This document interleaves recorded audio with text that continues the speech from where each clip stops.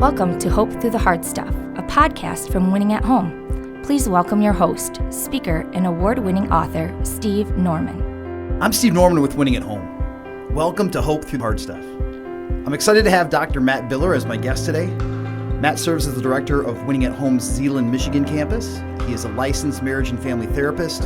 He's been married for 21 years, father of 3. Matt's been a professional therapist for over 15 years and excited to learn with and from him. Matt, welcome. Thank you. Glad to be here. Matt, tell me a little bit about your backstory. What was home life for you as a kid, and how did you find your way to faith and to doing what you're doing now? I grew up in West Michigan and pretty middle class upbringing. Blessed to have been born into the church and know all the lingo. Sure. So I'm the second of 3 kids, older sister, younger sister. Lived in the same house until I went to college and got married, so lots of stability. Dad worked for a school system and was an administrator there. Mom worked at a local university. So that's kind of the short version. I enjoyed church as a kid growing up, was involved in youth group, was involved in some college ministry too, and I think, like a lot of people, maybe some of our listeners, we don't really know what our date of salvation was. Sure. I think I recall several times, asking the Lord to, forgive me and receive the gift of salvation. So I'm going to say somewhere around 12. Okay. Maybe stuck. Sure. Or, I finally recognized I didn't have to get saved every Wednesday at the altar. So, yeah, that's short version. And then how did you end up doing kind of the work that you're doing now? When I went to college, all I knew is that I wanted to help people, and I didn't know what that meant. There's lots of professions where you can help people, whether it's teaching or the trades or all kinds of avenues. But I loved sports growing up. I played baseball and basketball, and so I kind of gravitated towards like physical therapy, maybe athletic training. And after taping way too many ankles of sweaty football players with salty language, I was like, I don't think this is for me. So I went more towards the medical route, looked at nursing, and then ended up moving towards a bachelor's in kind of like a pre-med type thing, and was accepted to a program for physician assistant studies. But at that time, I felt a call to ministry. Yeah. I can remember distinctly a time where I helped lead worship from time to time in my college ministry group, and just playing guitar and practicing for Wednesday night, and I just felt a very real sense that the Lord was saying, hey, I'm calling you to ministry. And so, of course, that means Africa as a missionary, right? Always.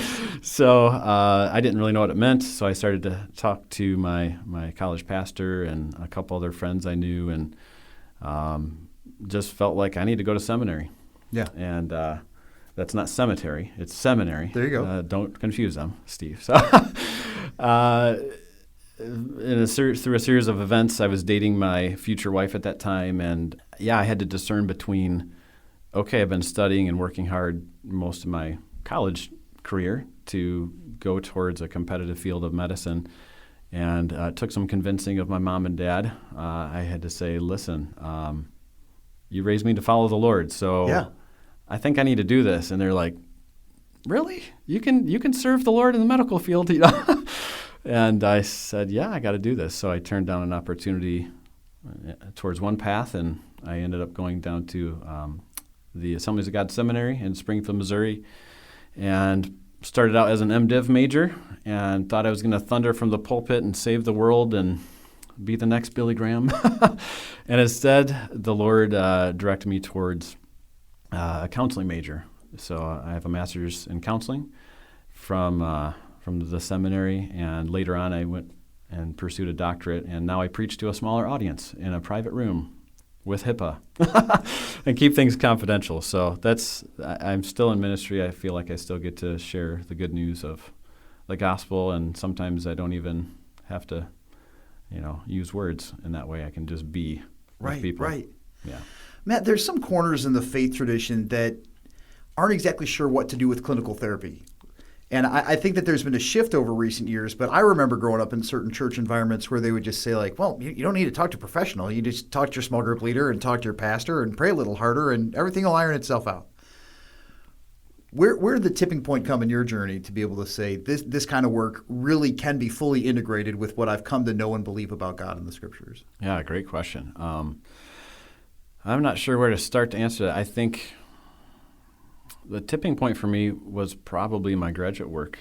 I was one of those guys, one of those people who were like, yeah, therapists, psychology, you kidding me? You just need to have more faith. You just need to rub some Jesus in that and it'll be fine, right? And, memorize more scripture. And I would be the first to say, please talk to your pastor, talk to your elders, seek out your small group leader and lean into them. That's great. That's good.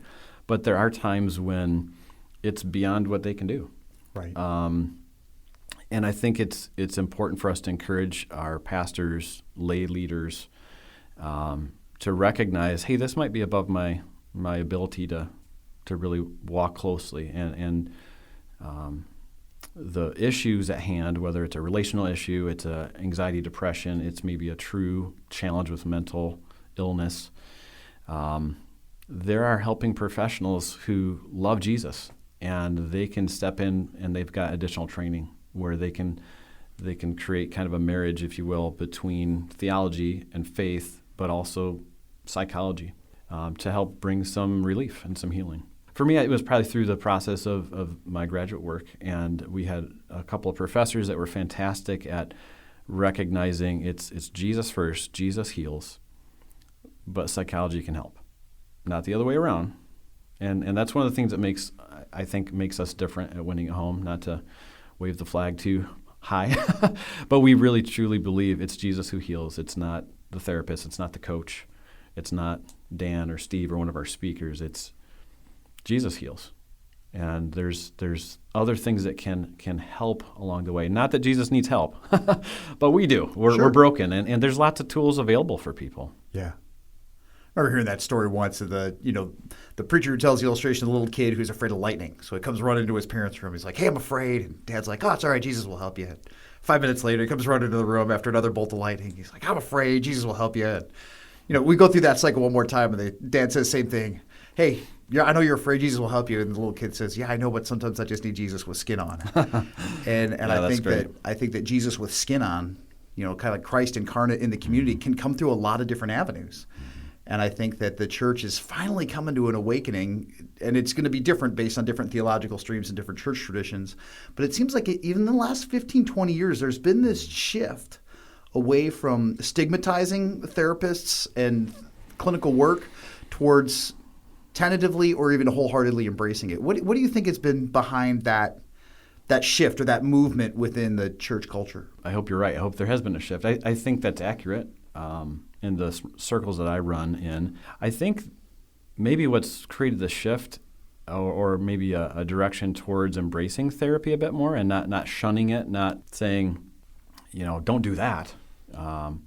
Because quite frankly, therapy, psychology, psychiatry, there's still a stigma there. Whether you're Christian, non-Christian, it's like, oh, I went to the shrink. Right. Or I'm taking Wellbutrin right now, or whatever it is, oh, you're taking head meds, so there's still a stigma in faith circles for sure, but also outside of there. Okay. But the shift, I don't really know what to say about that other than hopefully we're recognizing that God can use anything.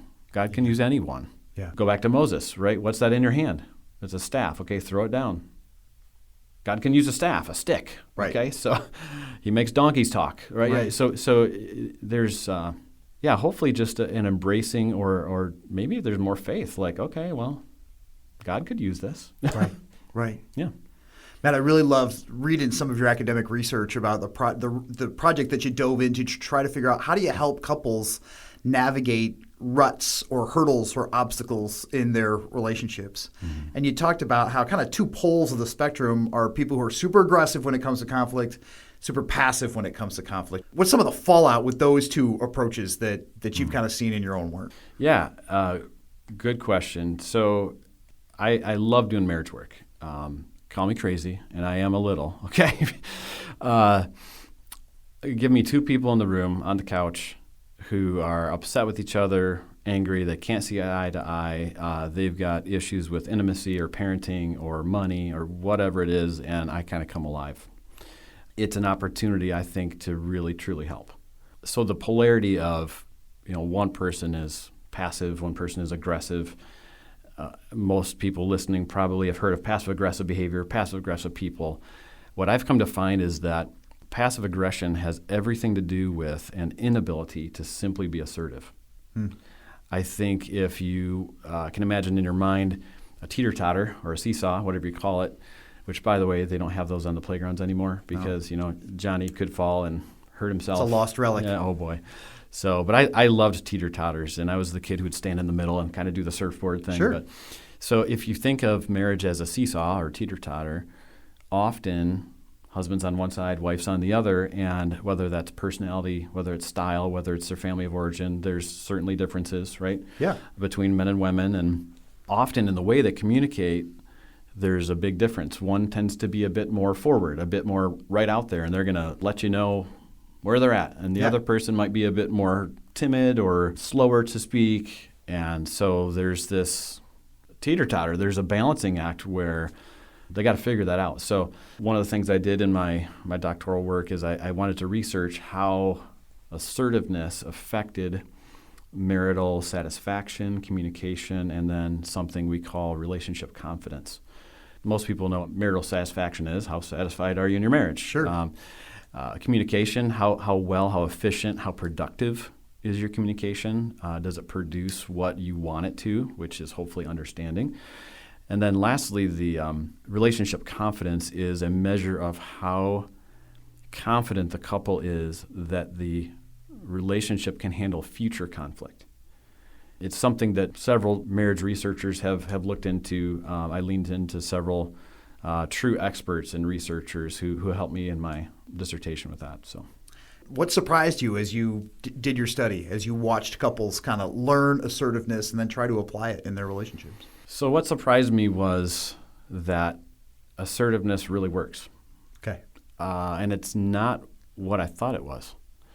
Many, and I would guess the majority of people listening to this, or if you have some conversation around the water cooler, on the golf course or wherever, somehow you are a nerd like me and talk about relationships and how they work, and the topic of assertiveness comes up. Most people equate that to aggression.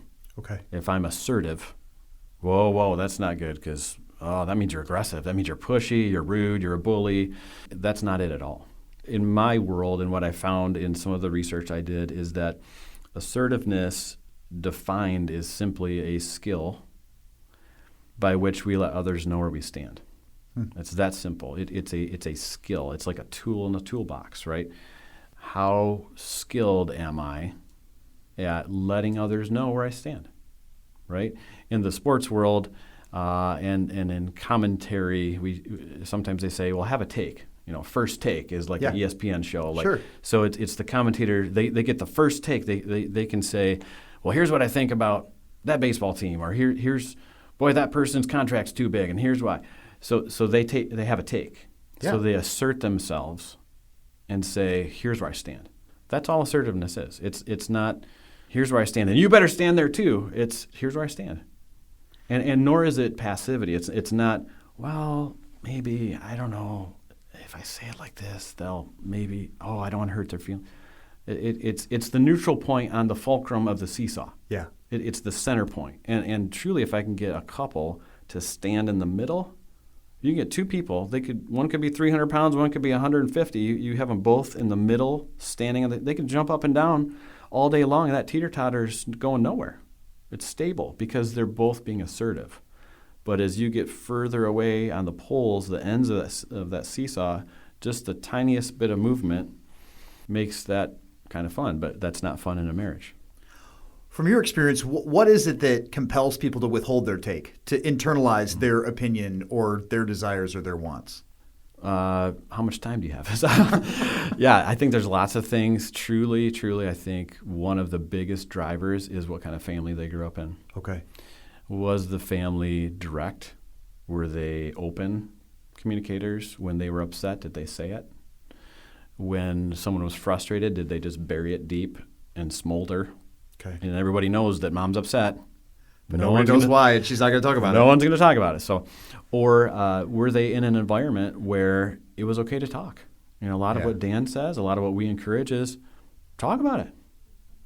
Be open enough, be courageous enough, vulnerable enough to just say, hey, that upset me.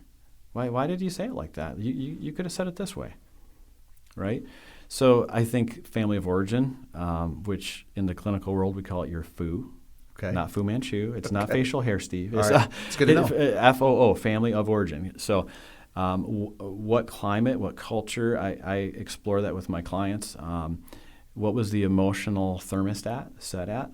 Yeah. Was it warm and endearing, and was it interdependent in a healthy way, or was it cool and distant and kind of like, whoa, we got to figure this out on our own?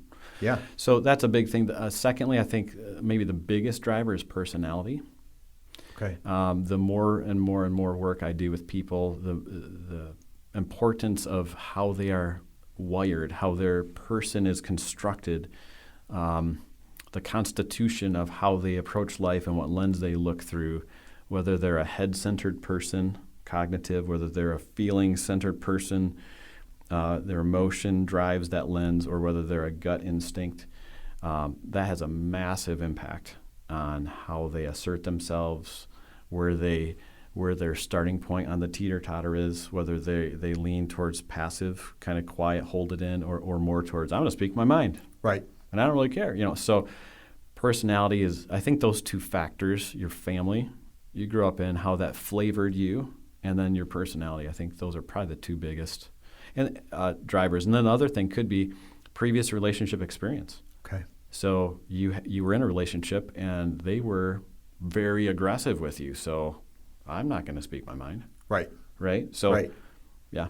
Or maybe somebody's experienced rejection over the course of a relationship history, and they end up being super accommodating, and they say, "Well, I'm just gonna bury all my wants, because if my want runs counter with your want or your ability to provide for my want, it's better to just kind of leave that off the table."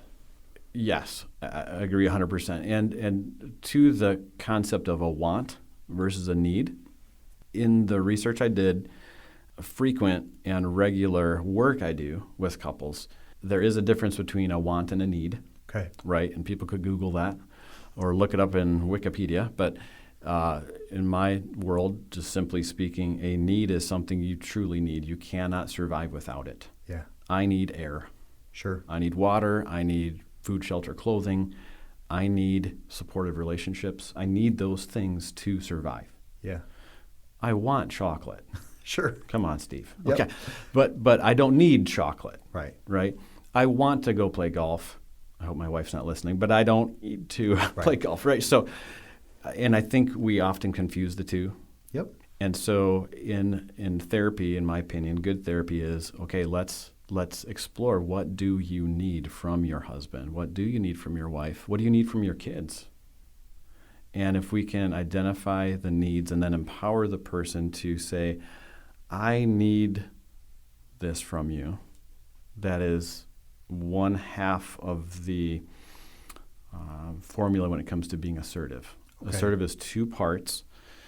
It is asking for what I need or want. It's okay to express wants. I want to eat steak tonight. Right. I need to go to the game. I want you to hold me. Yeah. I need you to really listen. Yeah. Right. Those things. It's okay to express those. In psychology, we call that needs declaration. Okay. It's a declarative statement. We've all flunked Mind Reading 101. So unless I tell you I need this, right, you don't know. Right. And so I think that's an issue often. So to be assertive, I have to ask for what I want or need, and I have to tell how I feel. And so, if I can do those two things, then I have given an assertive statement. I need to go to bed early tonight because I feel like I'm just run down. I'm just tired. Okay. That's an assertive statement. Sure. If I only do one but not the other, if all I do is ask, but I don't explain why or how I feel, then you can border on coming across aggressively or passively. Okay. Right? Yep. So I break that down with people, and I use that in some of the work I did academically as well. So what do you say to couples who say, I shouldn't have to tell you what I need. We've been married for 2 months or 20 years, you should already have it figured out. Yep. And that does come up often. Okay. What I say to them is, while yes, you both have a 20-year history, a 7-year history, a 35-year history, and you probably could complete each other's sentences often, you don't really know what they're thinking, feeling internally. Unless they say it, you don't know. And if you think you know, you could be assuming. And your assumption may be correct a lot of times, but sometimes it's not. My wife, Cindy, is an amazing person. I married way over my head, even though I'm taller than her. Sorry, bad dad joke. Truly, I feel like I understand most of the time. Her core needs and the things that are important to her, the things that she values highly. But in moments, I may know that she values quality time with me, but what she really needs, she needs some affection. She needs me to hold her. Yeah. And she may be hurting. She could be upset at me or the kids, and like the last thing I want to do is hold you. Like, you're mad at me, but I'm supposed to hug you? Like, I need you to say, all I need is a hug. Okay, well, I can do that. Yeah. But if you don't say it, I don't know. And so if I don't know, I can't really be held accountable for meeting your need unless you tell me your need. Gotcha. And that's where passivity in a marriage, passivity in a work relationship, passivity in a parent-child, a friendship, it's not good. It undermines the ability to understand each other. And just quickly, so to review, assertiveness is the skill by which we let other people know where we stand. You have to ask for what you want or need. You have to tell how you feel or why. And the goal is understanding. The singular goal is understanding. Proverbs 4, verse 7 says, though it cost you all you have, get understanding. It's not a suggestion. It's a command from Scripture. Get understanding. Romans 9 talks about how we should live at peace with all men as much as it's up to us. You can't do that unless you understand. The goal is understanding. The goal is not agreement. Agreement is a byproduct. It's the icing on the cake. To have good communication, the singular goal by both parties has to be, when I leave this conversation, I want to be understood and I want to understand. If that's not the goal, then we creep towards, well, you should see it my way. Okay. Well, I want to spend the money like this. What's wrong with you? Why don't you want to spend the money on the car? I know we talk about saving it for the kids' college. I want the car. What's wrong with you? So we try to force agreement. It gets combative. Yeah. We try to force agreement, and then understanding goes out the window. It's the cart in front of the horse, and it just all breaks down. So if couples can slow down and go, okay, what can I say right now so that my spouse hears me, my child hears me? Listen, I need you to be patient with your younger sister, because there's the ask, and the tell is, that's how we do it in our family. We want to be kind. Yeah. Right? Right. Do you understand that? Yes. Okay. Right. So we want to move people towards understanding. It's great when we agree. I wish we could all agree. If you haven't noticed, in our society, there's not a lot of agreement going on. Sure. And I do think ultimately a lack of understanding, a lack of a desire to understand, erodes every layer of society. Right now, it's, Americana is boisterous, loud, have a take, be assertive. Sure. But boy, you better agree with me, because if you don't agree with me, then there's something wrong with you. Yeah. And I think society, media, whatever you want to call it, is trying to force people to create agreement instead of understanding. And I think the train is derailed at that point, and there's no getting it back on the tracks. You have to start with humility. You have to start with, okay, I'm going to listen to really understand you, which means I close my mouth and open my ears. So speaking of off track, I might be a little here. So. No, not at all. Yeah. And I think that calls us back to a refrain that we hear throughout Scripture about a God who is slow to anger and quick to compassion, or slow to wrath and quick to grace. And I think that you're right. Some of us, kind of depending on whatever our own unresolved internal issues are, can have the initial gear be aggression rather than assertive. Sure, or passivity. Like I'm not going to get involved in it. Yeah. Because I don't want it to turn into this wildfire and like, whoa, all I said was, I think we should do this. Yep. And then this caught fire, and now I'm removed from Twitter and all these other whoa, I thought you wanted me to have a take. This I can't have this take. Nope, you can't because you don't agree with us. So I'm not trying to turn it political, but this happens in families, Steve. Sure. This is where husbands and wives, my wife and I, we've had certain things we've fiercely disagreed on, and when we've worked at it and let it marinate a bit and pray and lean into our friends and people we trust to get some perspective, when we come back to it, almost every time, it's because we were trying to force agreement. We weren't trying to understand. Yeah. My wife and I had a situation where we had some extra money that we had saved up, and we were like, okay, this is great. What a blessing. We have this ability to maybe buy something we want, and that's something we have to have for the kids in the house. And I saw it one way, she saw it another, and we didn't agree. And I was not going to be moved. So I have a little bit of stubborn streak in me sometimes. Pray for my wife. She felt equally so, that she wasn't going to be moved. And so it got tense. And a few days later, and it took some days, maybe even a week or more, and we came back to it, and we slowed it down, and we expressed what we wanted to have happen, what we needed, and then we shared why it mattered to us, and we were able to get to a point of understanding. And I did a big misstep where I assumed she knew what I needed or why I felt that way, and she didn't. And I did not do the hard work of articulating how I feel. And I think men in general, this is broad brush stroke here, I think men struggle with the tell part of assertiveness. Ask for what I want, tell how I feel. Well, I can tell you what I want. I want to play golf. I need to go to bed. I want these things. But when it comes to expressing, the finer pieces of, emotion and sentiment and all the nuances of, whoa, there's emotion down there. I don't want to look at that. And I'm a therapist, okay? So yeah. I'll help everybody else with their emotions, but that's where I misstepped. And we sorted it out, and it was good.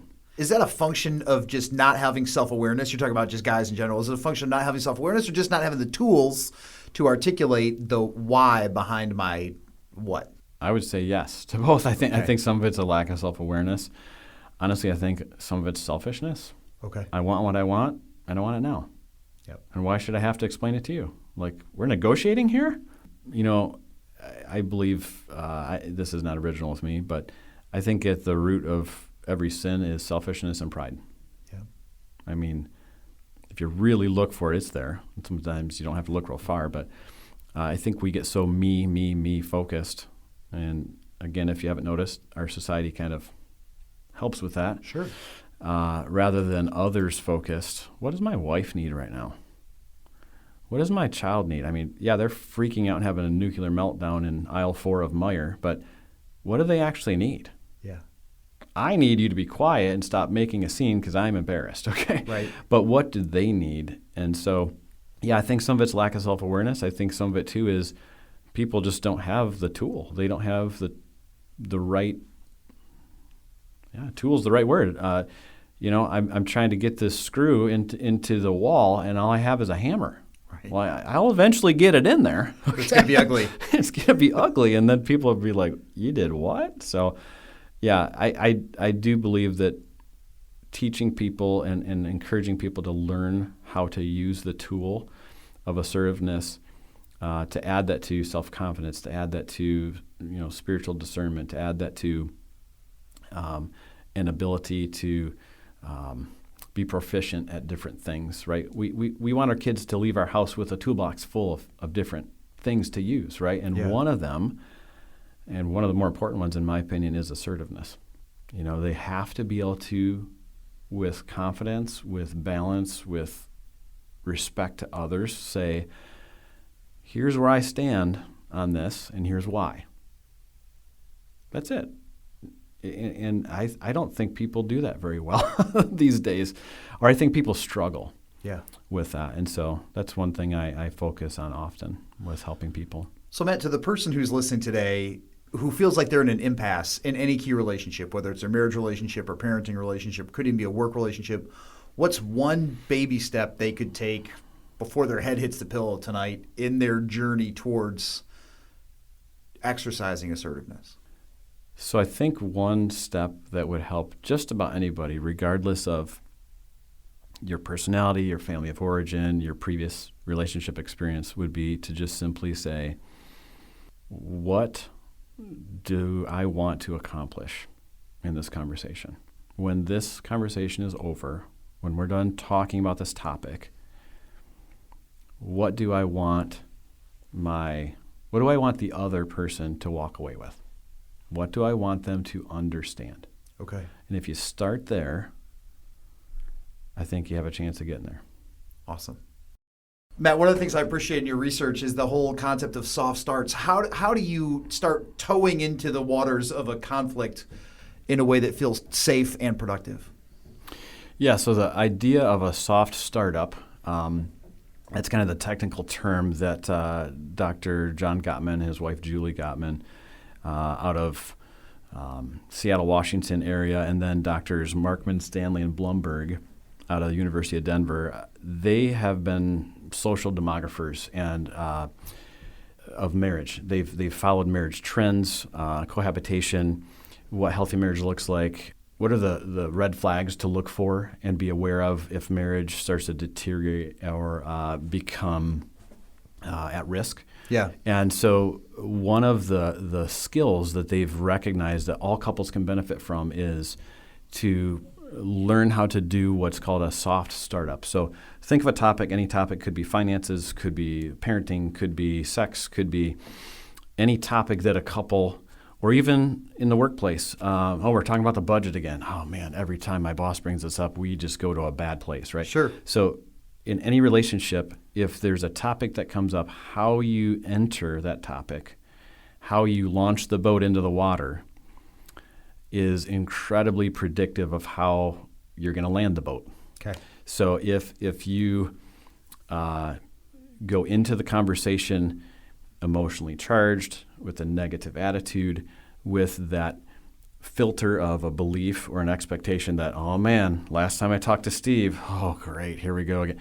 If you go into it with that and then you start the conversation and you're a bit towards the aggressive side, because every time we talk about this, you go rather than, hey, so every time we talk about this, I've noticed I feel anxious, right? Okay. It's the ability to say to the other party, hey, this is a hard topic for me, speak for me, yeah. Right? Assertiveness actually truly should be couched in I feel, I need. It's important to me that I, me. That's not being selfish. That's speaking for myself.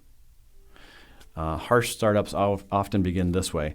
You never, or why do you, right? You. And so it's immediately combative. Yeah. And another person's just going to back into a corner or come out swinging. Yep. So verbally, emotionally, it feels like you're just poking them in the chest. Like, let's go. It's ding, ding, like round one. Okay. Yeah. That's really bad. So in the research of these other folks, they've recognized that a harsh startup is incredibly debilitating towards any relationship, primarily in the microcosm of a marriage. But so to counter that, you work for a soft startup. Soft startup is sometimes best done where you plan to have a conversation on Tuesday at 3 p.m. or on Wednesday at 8:30 when the kids are in bed. Just like you'd schedule a work meeting. Exactly. Not going down the road on the way to church in the morning, and I'm going to talk about your mom, and here we go. Right? Bad idea. Harsh startup is something you want to avoid, and so soft startup is just a much gentler way to begin that conversation. It's such a great insight to be able to say, hey, I know I'm headed into a hard conversation, but I have some agency. I get to frame how I come into that conversation. And I think it's such a gift to be able to say, if I'm not ready to have that conversation, we're going to pause. I'm going to go for a run. I'm going to put the clothes in the dryer. we're going to go do something else, and then we're going to put a pin in this. But we are going to circle back to it. Absolutely, yeah. Not only completely appropriate, it's sometimes necessary. So let's say, Steve, you and I are working on a project here at work, and I feel really strongly one way, you feel strongly another, and we're kind of at, we're at an impasse. And if we schedule a time to meet, we both have the opportunity then to prepare for it. Yeah. But even after we've done that and we're in a good place, we're not emotionally charged, and the conversation could even start off well, soft startup, but then it heats up, and now we do this thing called escalation. Like an escalator, it goes up and up and up, and it's not stopping, and why are these stairs moving, and holy cow, I want to get off. So it's okay to go, you know what, I need to step back for a minute. Yeah. I jokingly say to my clients, I mainly work with adults, timeouts, they're not just for kids. So It's okay to literally make the timeout signal, like on the sidelines at the football game, and go, hey, I need 10 minutes. I'm about to say something I'm going to regret. I am not in a good place. Don't do you need to calm down. You need a timeout. Don't do that. That always ends well. Yeah, sure. So it's okay to take a timeout, but you got to time yourself out. And have a safe word. Have a timeout. Sometimes that can be inflammatory. Whoa, you need a timeout? Really? Right. So it's okay to say, you know what, I can't go any further today. In fact, I had breakfast with a friend literally this morning, and I hadn't seen him for really since COVID.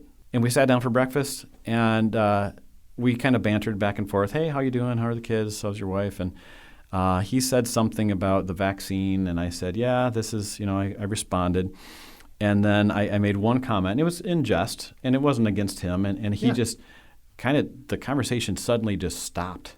And he goes, I can't talk about this. I'm like, oh, all right, no problem. He was like, no, really, I cannot. This is a no-go for me. I'm exhausted from this. It's worn me out. And I'm like, okay. Yeah.